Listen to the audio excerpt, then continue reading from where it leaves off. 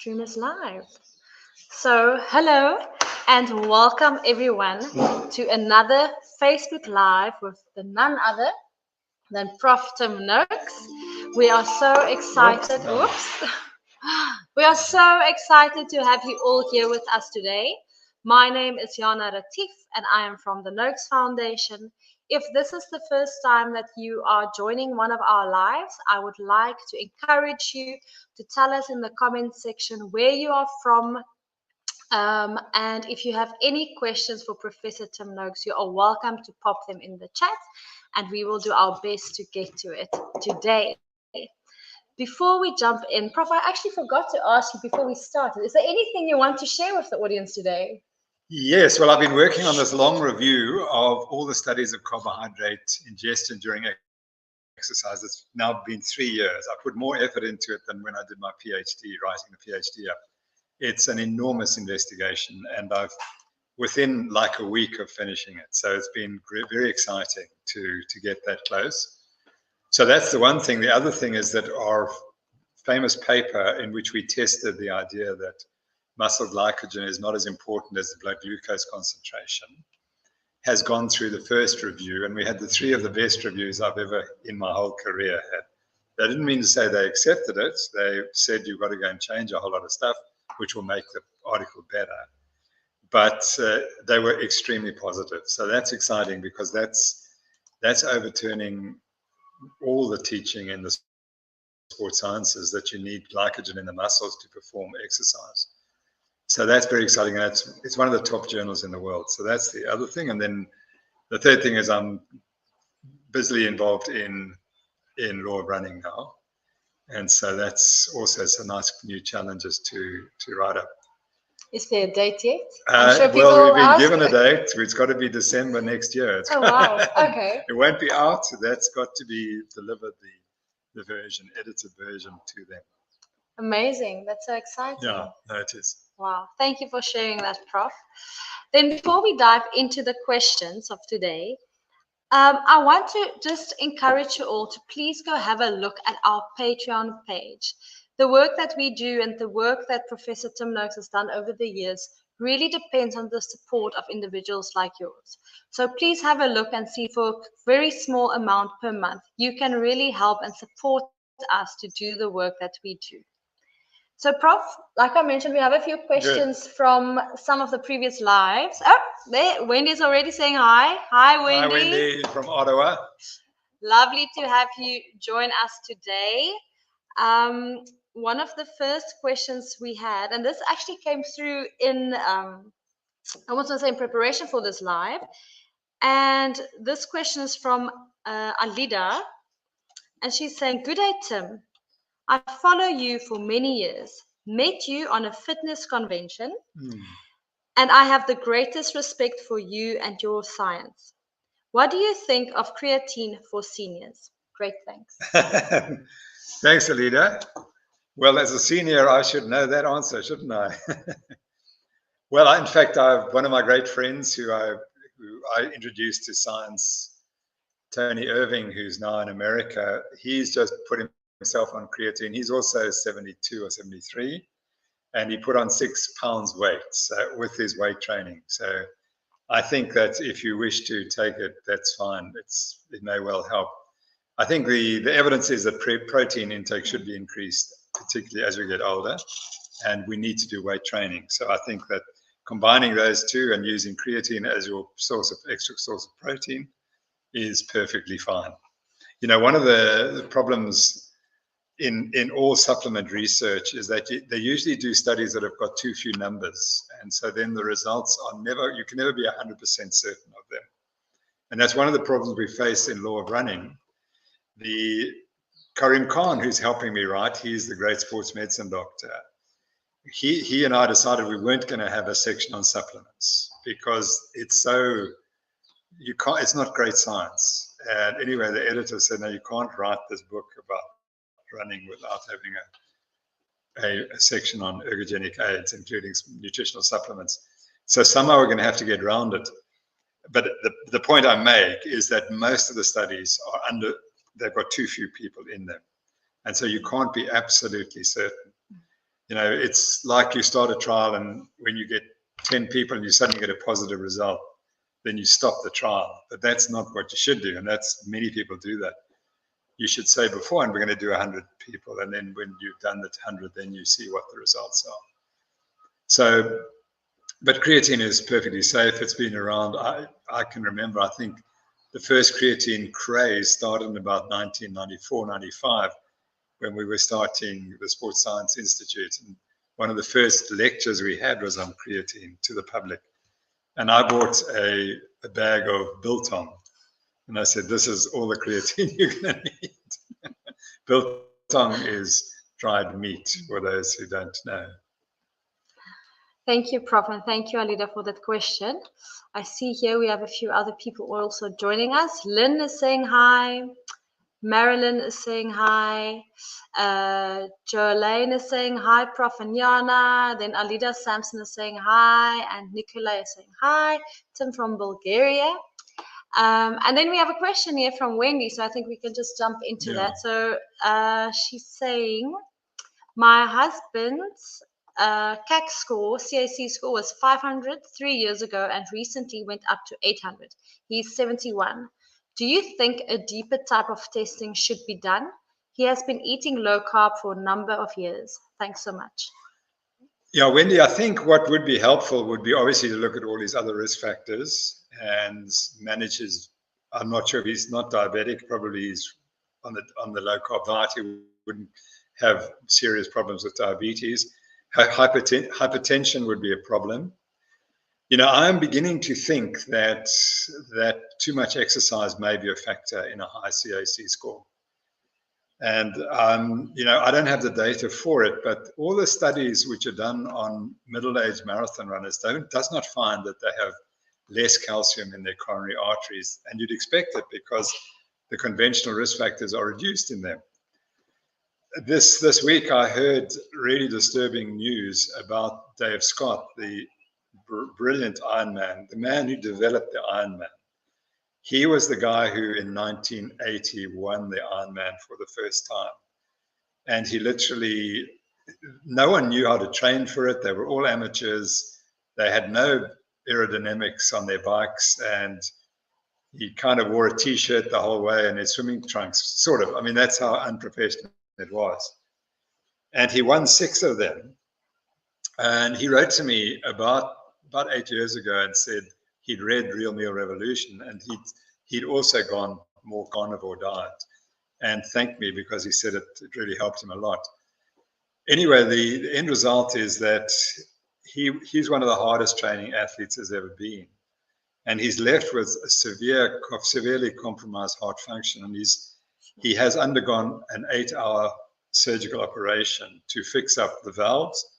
And he's got what we call aneurysms, where the swellings in the aorta.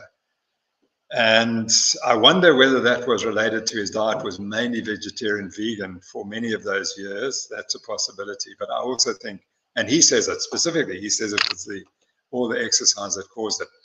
So it'd be interesting to see if your husband was a marathon runner, ultra marathon runner. But to answer your question, I would just check for if he's got any ischemia. So in other words, do a stress test. And if there are any changes on the ECG, then you might think of going for coronary angiogram and coronary angiography. That would be a possibility. The reason we say that is because you want to preserve your heart function. That's crucial in the long term. You don't want to have a heart attack. And so that's what you look for. And I know it's really difficult for people who've looked after their hearts so well, and then they have to face the possibility of surgery. It's something we tend to want to avoid. But my advice is check blood pressure, check diabetes, and then have a stress test and go quite hard to see if there's any changes on the ECG. And if there are no changes on the ECG, probably all you need to do is take an aspirin. I would think that would be a good idea. Go on chronic aspirin. And if your blood pressure is elevated, your husband's blood pressure elevated, he should be on blood pressure medication. And otherwise, just continue to live as you normally do, and maybe just keep the stress down. Is he 71? Hopefully he's retired at home. He can rest a bit more and sleep in the afternoons and things like that. So, Prof, why would you recommend an aspirin? Maybe for those who might not know. Thanks. Because, in my opinion, coronary artery disease is largely a clotting abnormality. It's not cholesterol. I mean, the evidence is so clear that cholesterol's got nothing to do with it. I'm just preparing a talk for Nutrition Network on people with familial hypercholesterolemia. Now, these are people who have got such high cholesterols that every single doctor in the entire world would put them on cholesterol-lowering medication. And only 50% have any evidence for coronary artery disease. Sure. In other words, they have an elevated coronary artery calcium score. Only 50%. So that tells you within all of them, it can't be causing the problem, because if it was causing the problem, they'd all have high CAC scores, and 50% have 0.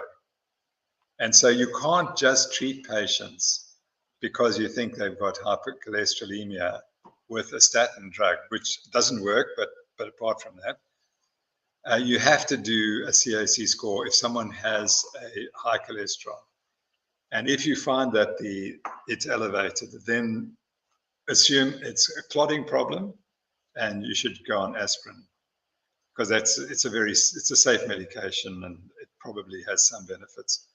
So in other words, the clotting mechanism would cause the arterial damage.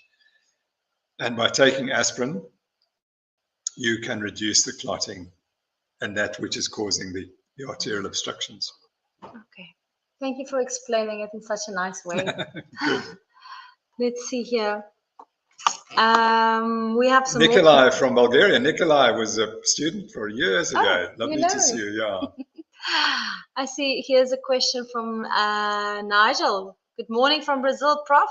I am so tired of doctors telling me that cholesterol is bad for us. Could you explain what cholesterol is and how it works in our body? Thank you so much. Okay, the first thing is that cholesterol is produced by your liver, and then it's exported to the cells, but all the cells have the capacity to produce cholesterol as well. It is one of the most important chemicals in the body, and in the brain, it's 50% of the brain is made up of cholesterol. Cholesterol is also the originator of many of the hormones, the key hormones in the body. And what happened was that when the low-fat diet came along, and which, by the way, I remain convinced that the low-fat diet was designed to harm people, to get us sick, so we had to buy more medication, and so the pharmaceutical industry could get better pay. And that's 1976 that it starts, 1977. Sure. That was the first attempt to make people unhealthy. And I can say that because I now believe it implicitly. And the COVID story is just the most recent example of where the effort has been made to harm people's health. So you go back to 1977, there was no evidence that a low-fat diet is healthy. It's been disproved numerous times, but we're not told about that. What next happened was the pharmaceutical industry realized, well, this is fantastic. Now we can lower cholesterol and make a fortune by selling drugs that lower cholesterol. And what happened next was a Japanese scientist discovered a fungus that could lower cholesterol. And the Americans were so scared that the Japanese would get the contracts or the rights to make these things, that they rushed through research suggesting that this drug would help reduce heart disease rates. And they also organized that two Americans won the Nobel Prize for lowering cholesterol and so on. They didn't deserve it because the findings were probably irrelevant in the long term. Anyway, so by 1985, 1986, these first drugs came out, which supposedly lower cholesterol and prevent heart disease. But you see, they started arguing from the model. And the model is cholesterol's high, causes heart disease. You must lower the cholesterol and then heart disease disappears. And the problem is they didn't wait for the studies to see whether lowering cholesterol prevents heart disease. And when those studies came out, they were so dubious there was so much doubt about that, but it was too late because the US government had already declared that we have to lower cholesterol and so on. And once governments make that stand, then it's impossible to change it. I was on a committee for years with a guy called Dr. Anthony Gatto, who was a leading cardiologist in the United States. He was a great friend of Pfizer, who were making Lipitor, which is one of the most prescribed cholesterol-lowering agents. And he said, when these drugs came out, 1990 or so, he said that by 2000, heart disease will disappear. The statins are so powerful. Wow. And heart disease has just continued to rise. It's made absolutely no difference. And there's another slide I use, and it's again from Dr. Libby, who is a professor of cardiology at Harvard. And I once had the privilege of debating him here in Cape Town about diets and exercise and heart disease and so on. And he has a paper in which he says the forgotten majority. The forgotten majority is all the people on these clinical trials who are taking statins and who still have heart attacks. And it turns out that 70% of the people who are taking statins on these clinical trials have a heart attack. So that proves that cholesterol is not the cause, because once you remove the cause, the disease must go away or it's not the cause. But they forget that. Okay, so to return, cholesterol is produced in the liver. And this is a lovely question Zoe Harcom always asks. She said, is the liver trying to kill you by producing all that cholesterol? Do we have a liver that's designed to kill us? So cholesterol is essential for the human body, and the evidence that you should lower it is a disaster. And what the statins do is they block cholesterol production in the cells themselves. And the cells say, gosh, this is a crisis. We need more cholesterol. So they simply take the cholesterol out of the bloodstream. And then the doctor says, oh, you see, your cholesterol's gone down. That's a good thing. It's not. It's because the cells are being starved of cholesterol. They have to turn on cholesterol production. And they block the enzymes or high up in these pathways. And there are a whole lot of other chemicals that are blocked in people taking statins. And those could well be causing many problems. One of the biggest things that's happened since cholesterol-lowering drugs have been prescribed is the incidence of dementia has gone through the roof. And you're never told that. And it's logical, because the brain needs cholesterol, and to block its production in the brain is going to cause huge problems. So that's how cholesterol works. It produces many of the major hormones, including all the sex hormones. And you need them, obviously. And so that's one of the things you wouldn't want to do. And it's crucial for cell function. And I've explained to you how the model was developed on the basis of Big Pharma discovering a way to lower cholesterol. So then they thought that would be the solution. I was in a trial, as you probably know, and we focused quite a lot on the absence of evidence that cholesterol causes heart disease. And one of the guys who was going to come and debate me, who was going to be the prosecution's key witnesses, was in charge of the Women's Health Initiative, which was a study cost $700 million. $700 million. And it was designed to prove that lowering cholesterol by eating a mainly more vegetarian type diet would reduce heart attack rates. Well, the expert, who was an ex-South African, once he saw my legal team and he saw Dr.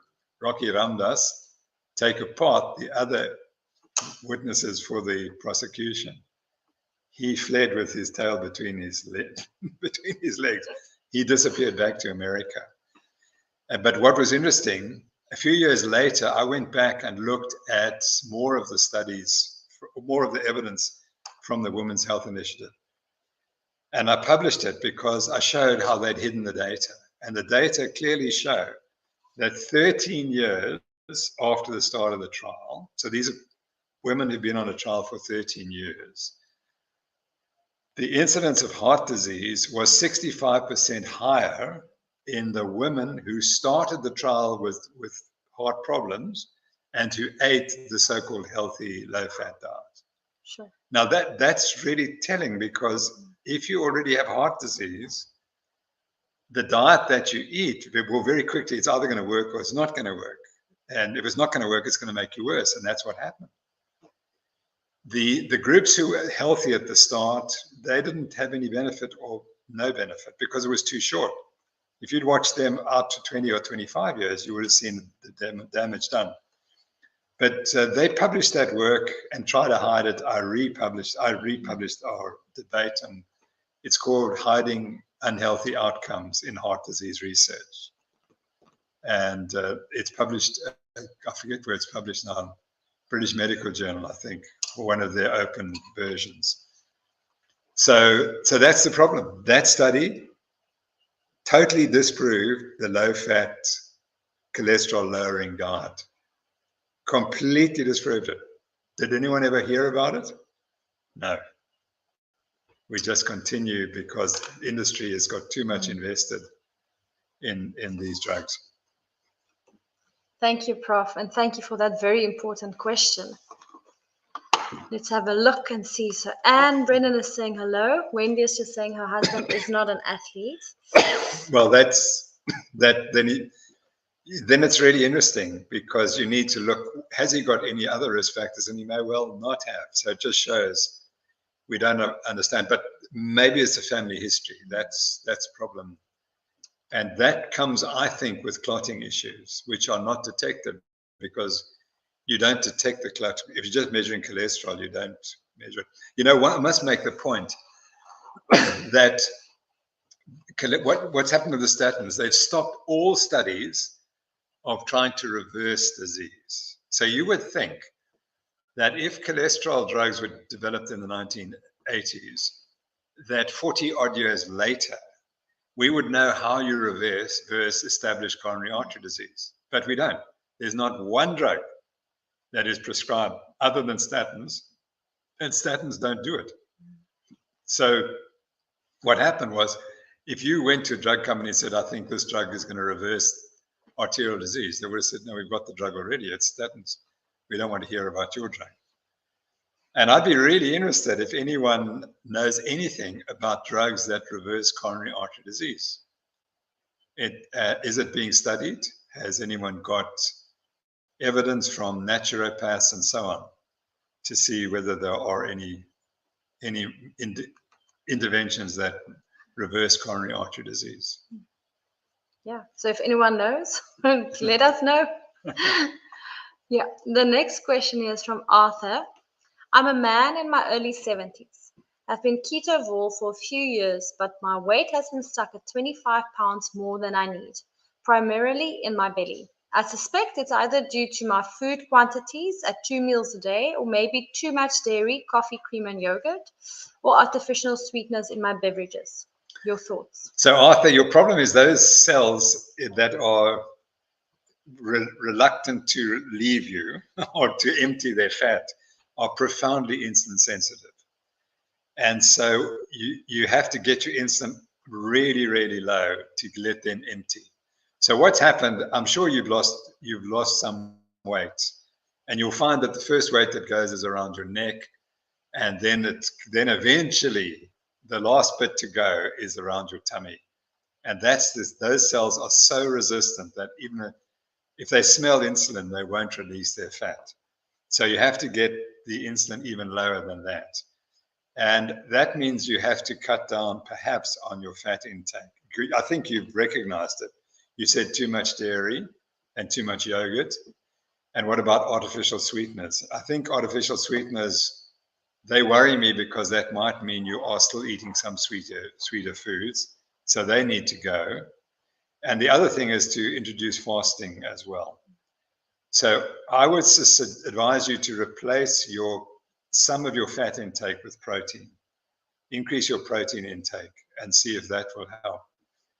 Or otherwise, you just have to accept it, and that's the way your body is, and you're very, very insulin sensitive.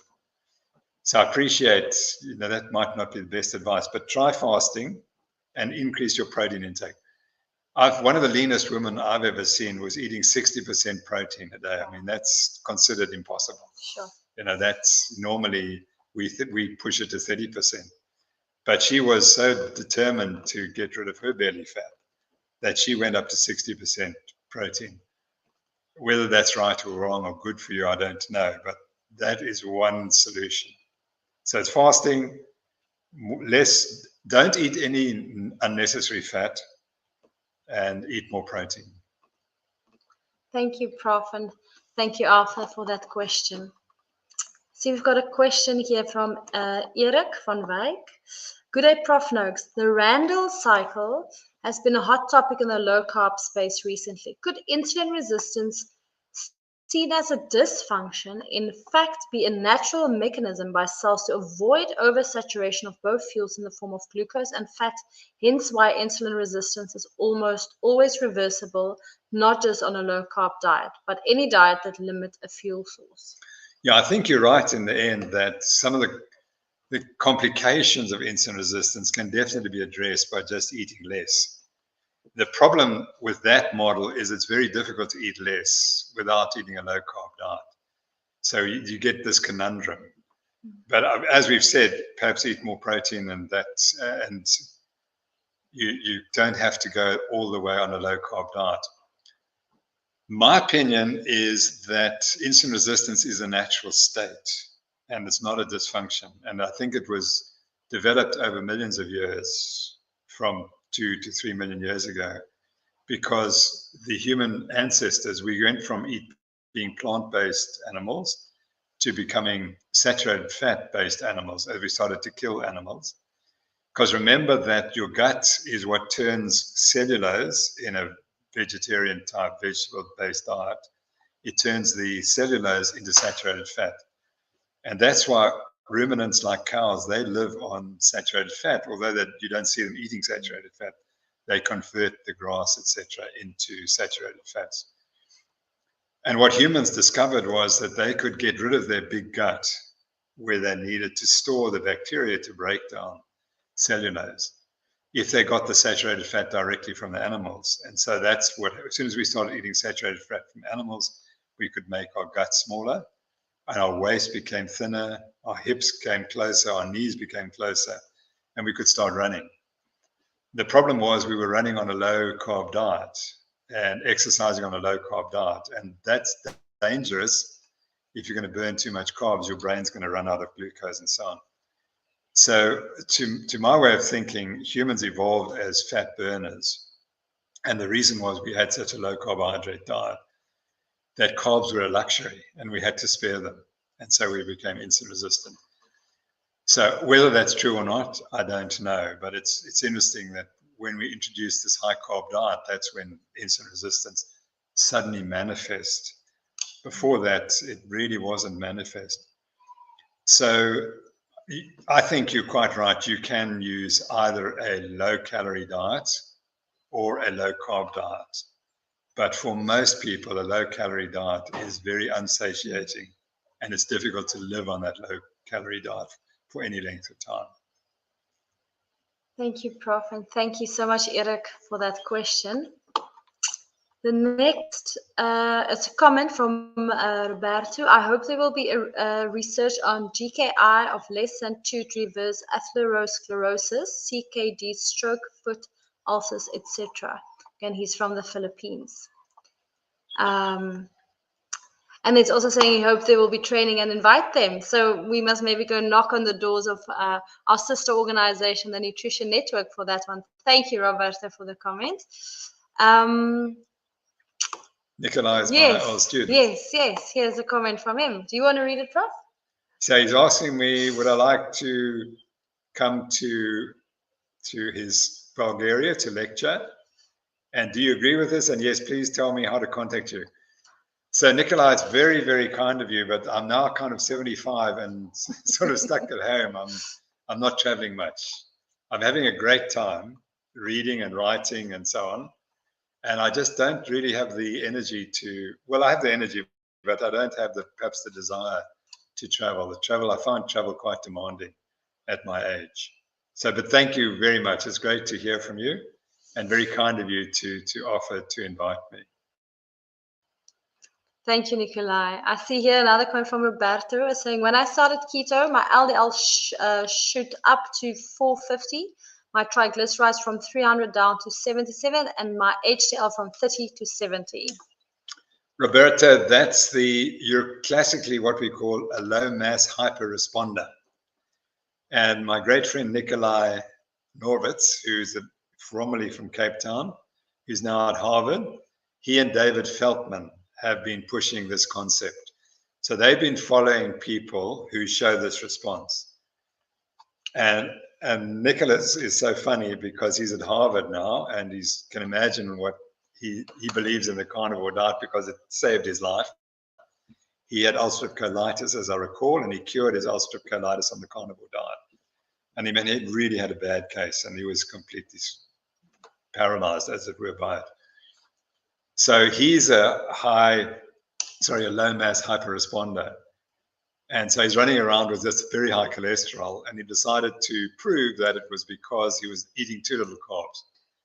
So he did what's called the Oreos experiment. So he would take a packet of Oreos and eat a packet of Oreos a day, or 12 Oreos a day. I think, those are the little biscuits with all sweets. It's very creamy things, but full of sugar, just loaded with sugar.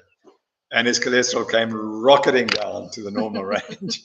So then he decided, okay, well, I'll go back on my carnivore diet, allow the cholesterol to rise up again to, I think he was also about 900. And then he took a statin for 6 weeks and did nothing. His cholesterol stayed elevated. So he said, there you go. If you want to lower your cholesterol, you've got to eat Oreos. Of course, that's not what he really meant. He just wanted to show that it's all related to carbohydrate metabolism.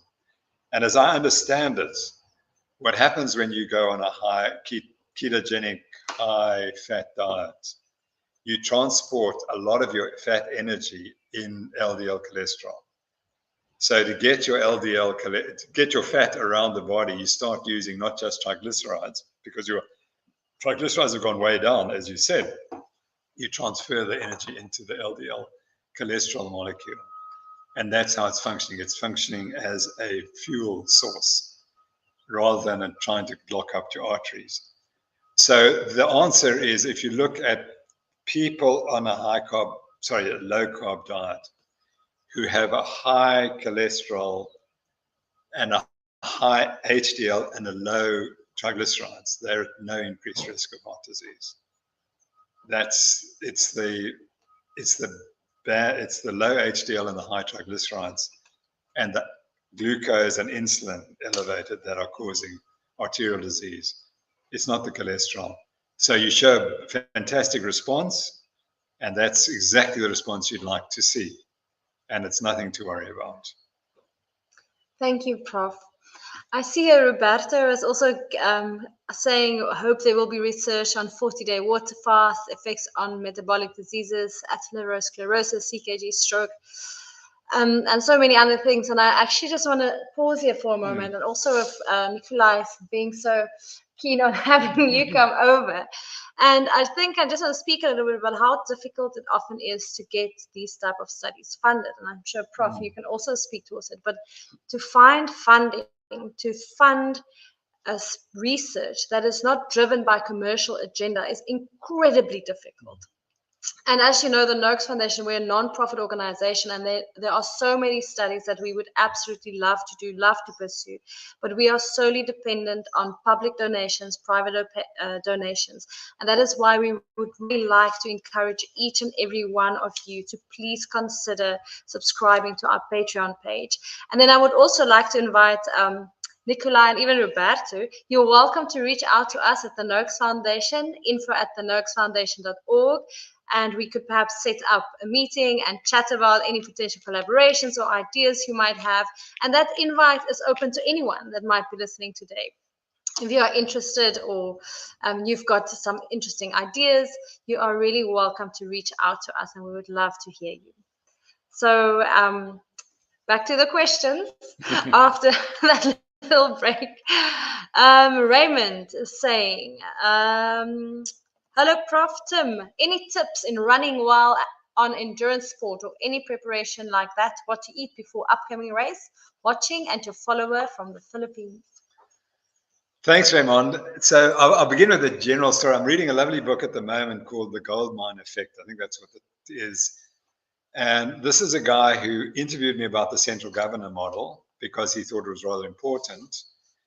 And then he went to 8 different areas which produce the world's best athletes in different sports. They were tennis players, golfers, runners, etc.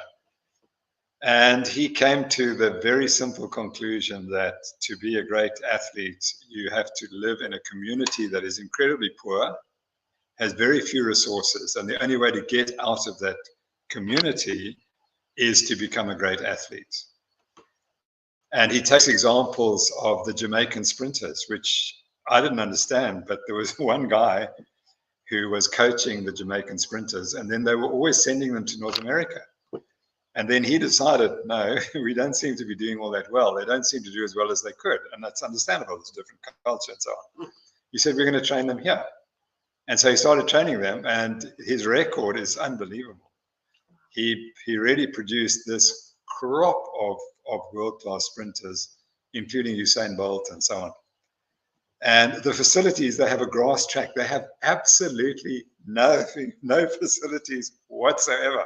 They just have a track and one guy who knows what he's doing. So then he went, of course, to Kenya, and he went to Eton, and he said, you know, you can go for a run in Eton in the morning and you'll have 4 world record holders with you, or 4 world champions in the group of say 60 people. He said there are just all these world champions on the ground. And what drives them? This incredible pressure, because let's say you've got 100 athletes. They know exactly what they have to do to be world champions because they're running with these guys every day. And this drives the whole system. So the guy who's the world record holder, he looks over his shoulder and he sees this mass of people trying to beat him. And that's what drives everything. And the best probably was tennis. Now, I didn't know this. Maybe other people do know this. But Russians produced as they suddenly started producing tennis players.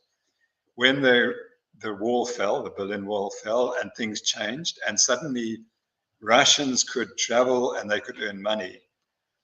They decided, a lot of the parents noticed that the only way they could get their child out of poverty was to start teaching them how to play tennis. And they would start at the age of 4. And that's what you had to do. So if you want to be the world's best tennis player, you have to start by the age of 4. And you can hardly hit the ball, but there you go. And they've produced an enormous number of great tennis players, especially women tennis players. So those were some of the examples, and the facilities were dreadful. But the best story was this. So then one of the very first Russian ladies who won at Wimbledon, or became, I forget, she might not have won at Wimbledon, but she became a very, very successful tennis coach. She went back to Russia.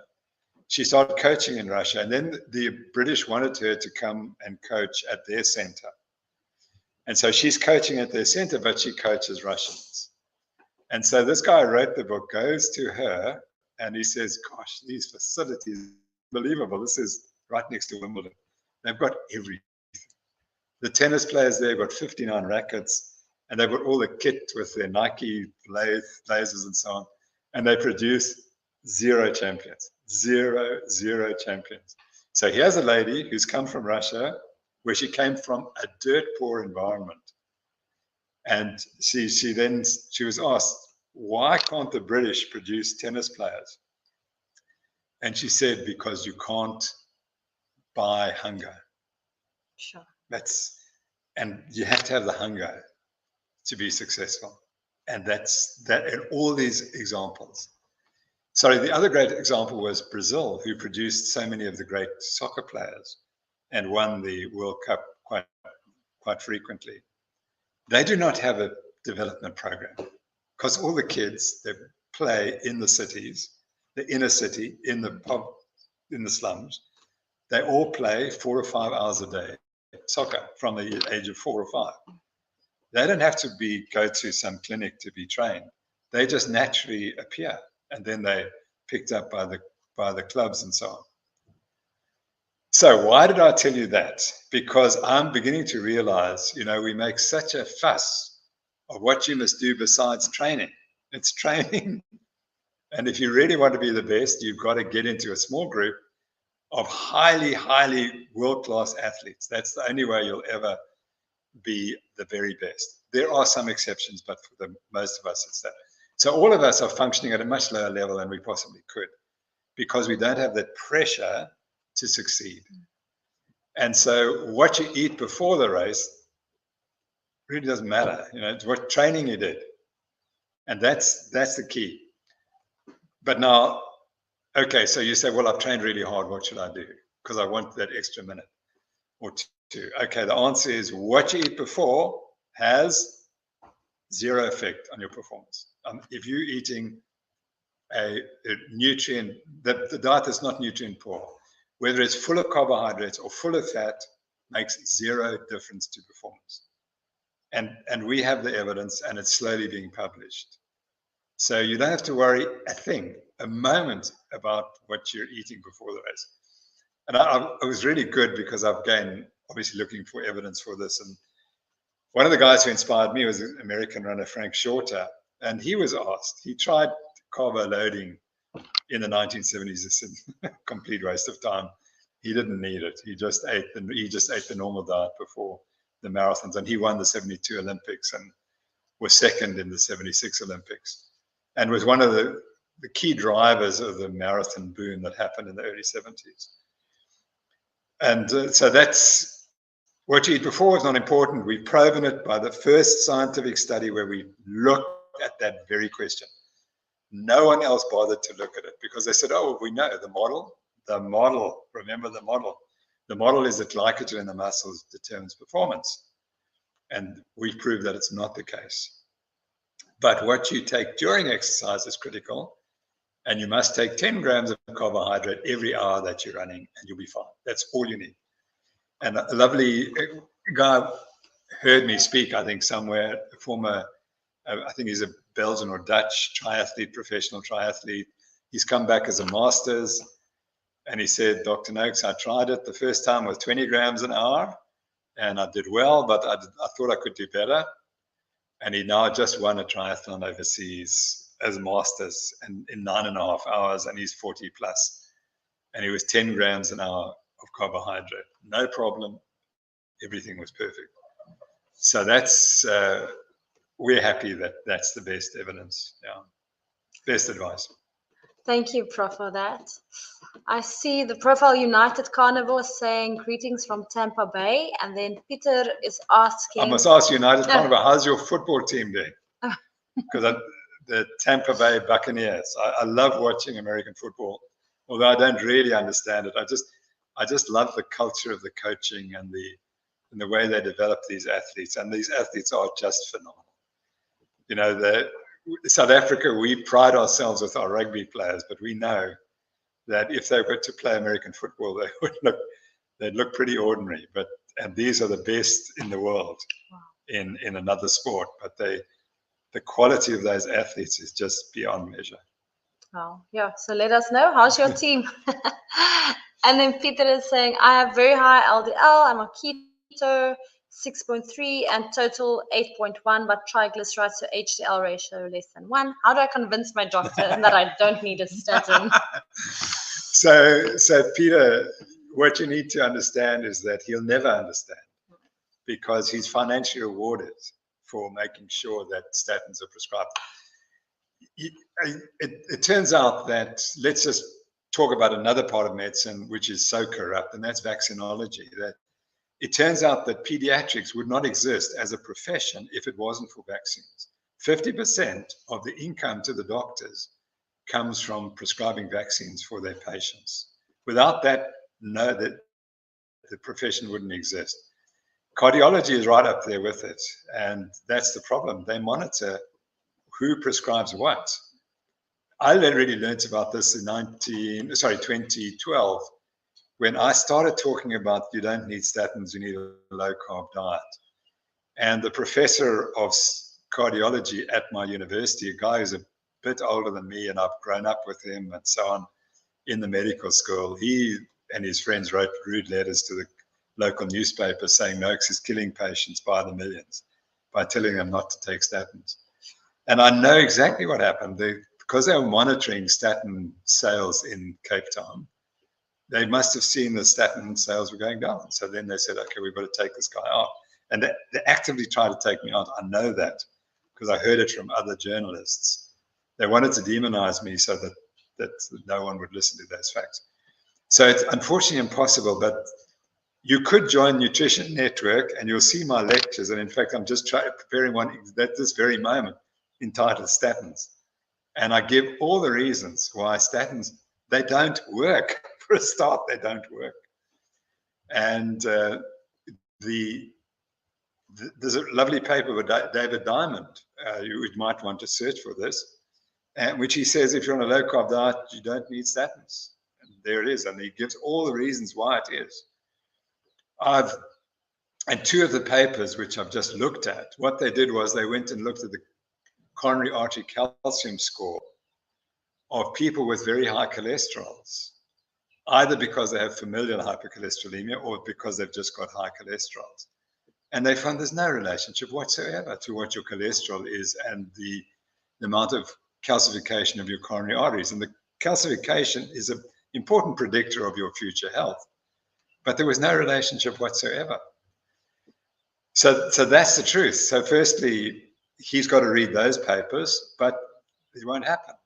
That's the problem.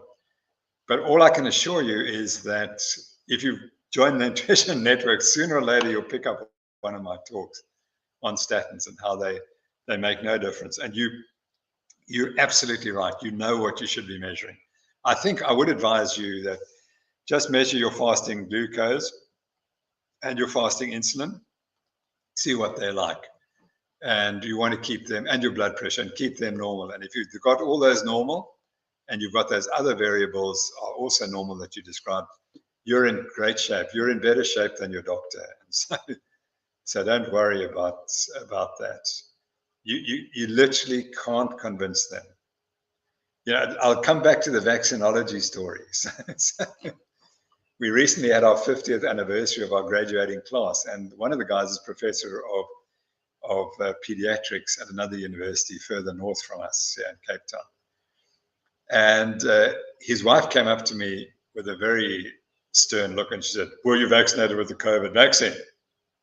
So I said, no, I read the literature and it clearly showed they were neither safe nor effective. And I'm a scientist and that's my job, to look at clinical trials to see what they show. Because that's what we've spent our life doing, at seeing does carbohydrates work and so on and so forth. And so he retorted and he used the swear word, which is not very nice. And he said, whatever, he said that. So I said, but haven't you read the data? Don't you see all the harms that these vaccines are causing? So he repeated his word, and that was it. So we couldn't debate, and this is the professor, and we couldn't debate it, couldn't discuss it, because his whole life he's been making sure that his students vaccine all their children and tell all their patients and all the doctors to prescribe vaccines, and it's exactly the same with the statins. It's if you're a cardiologist or a physician, you have to prescribe statins. Sure. Thank you, Prof, and thank you for that question. I mean, I've heard people ask that question often, and I've even heard some people suggest, just lie, just take the script and pretend you're going to take the medication. So I see Glauce from Brazil is saying good morning. Prof, how do you explain to your 78-year-old mother that food created by God can also harm your diet? She's quite religious and doesn't accept when I try to explain that bananas and raisins have a lot of sugar. Thanks so much. Oh, right. I don't think we can blame God for producing bananas. I think you'll find that most of the vegetables were produced by man. Sorry, let me put it this way. When God promoted these foods or developed them, they were so sour that you couldn't eat to excess. And it was humans who came along and tried to kill us by causing those foods to be completely changed. And of course, they become sweeter all the time. So what you need to tell your mother is God didn't produce that banana, and she didn't produce these other strawberries and raspberries and so on, and apples. I mean, apples are just a bomb of sugar.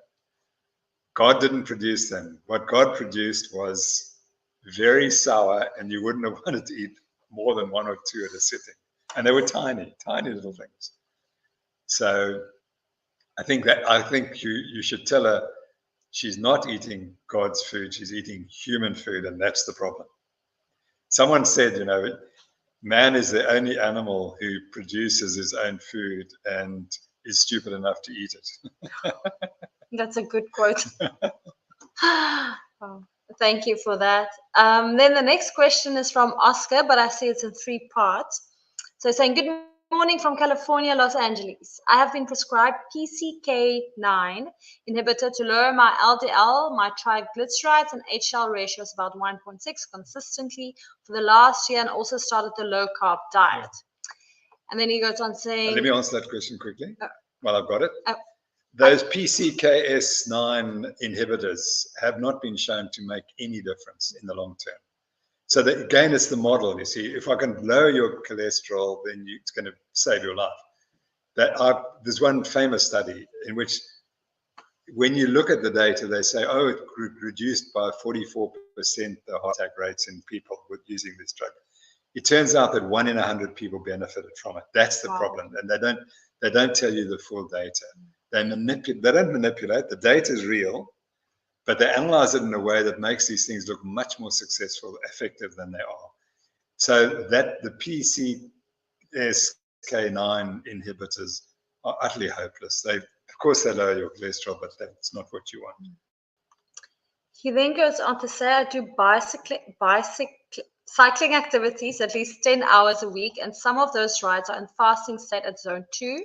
And some days I take about 20 grams in total of sugar for a 3-hour ride with some hard climbing. And then he's asking now, which I think you answered, should I keep taking the PCSK9 inhibitor, and is it safe? Thank you. Well, no drug is safe. They always have complications, and they're never properly studied for a long enough time to know what the long-term consequences are.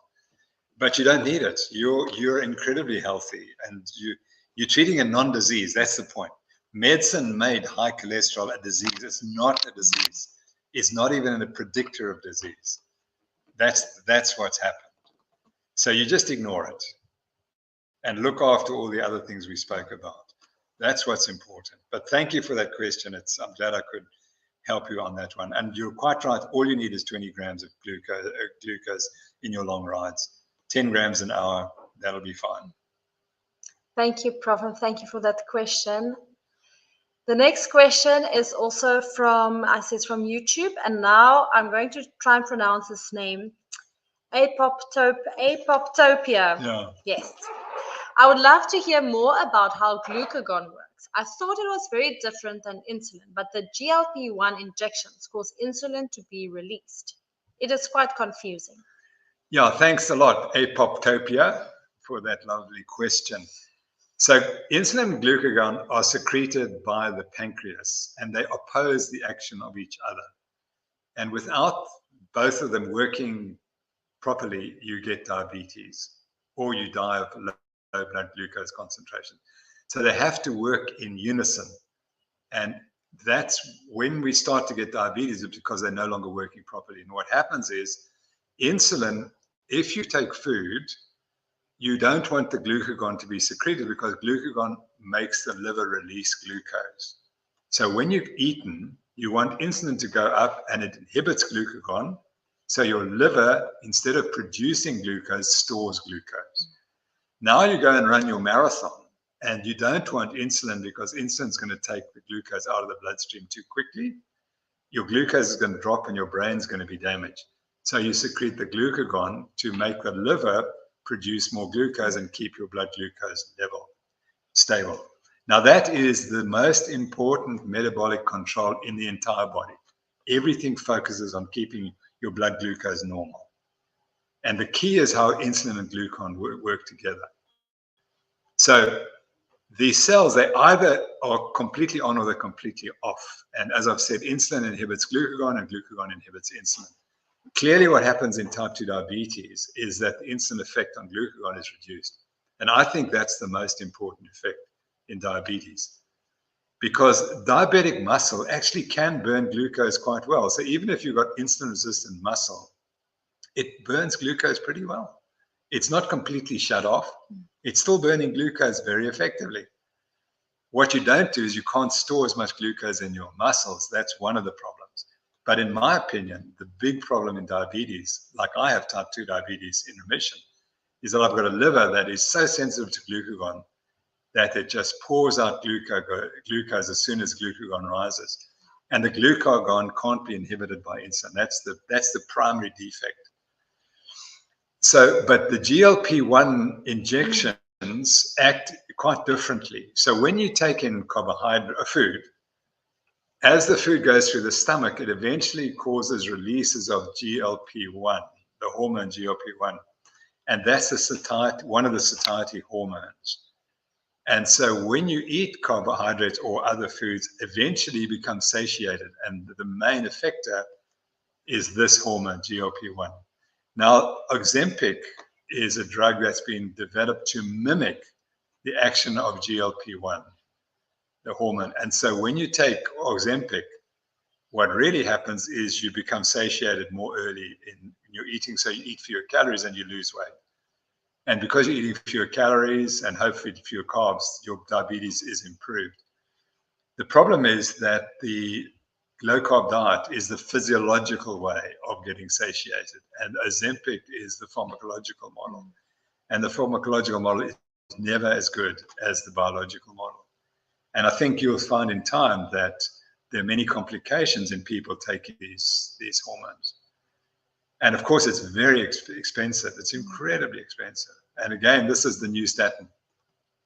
And the cardiologists are now saying, now here's your statin and here's your Ozempic. And that's going to cure you of diabetes and heart disease. And it's not going to happen. It's not at all going to happen. So advice is just eat the low-carb diet. Thank you, Prof. And thank you for that interesting question. I see we have 3 more questions. I don't know, Prof. We're basically at the end of our live. I don't know. No, let's carry on. All right, let's finish it. Okay, so Henry is asking, first saying hi. So hello, Prof. and Jana. What are some lifestyle interventions we can do to prevent or reduce stress in order to keep our heart healthy? Sure, that's quite a question. Meditation and yoga are probably 2 really good ways. We're not taught that in medicine, so I think you have to go and research those areas. What the book I've been reading recently is You Must Breathe Through Your Nose. That's one of the.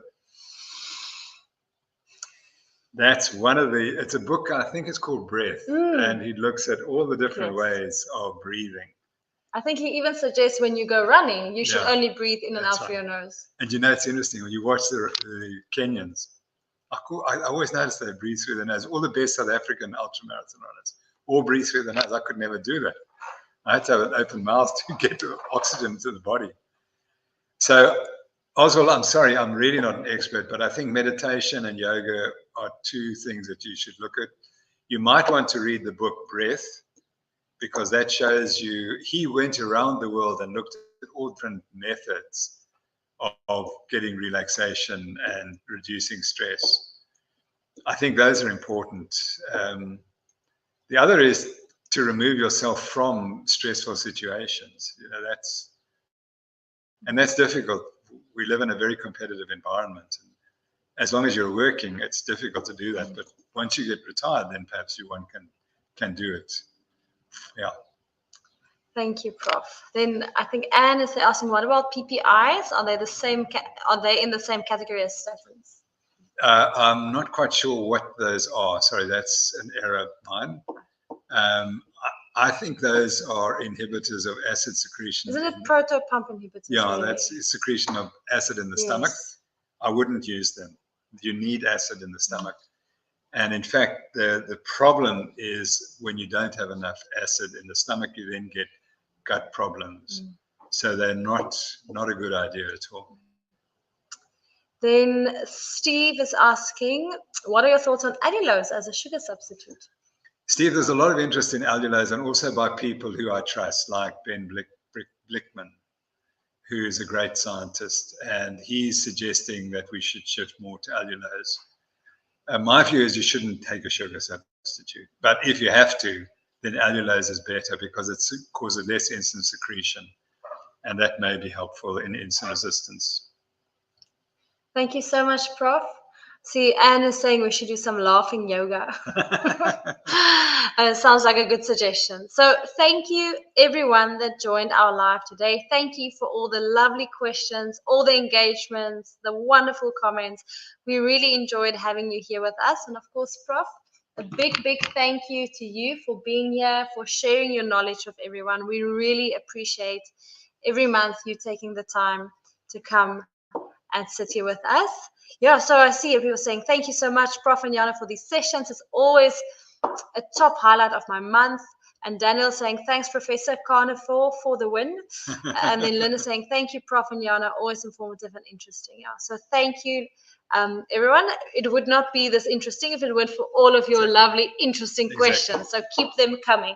Thank you. It has been a lovely session. It just flew by. Yes. The hour went in 2 minutes. And really, thank you all. Thank it's a you. highlight for me for my month. So thank you for making it possible.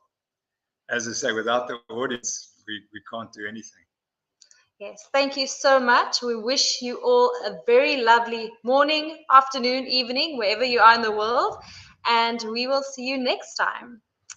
So bye. Bye-bye.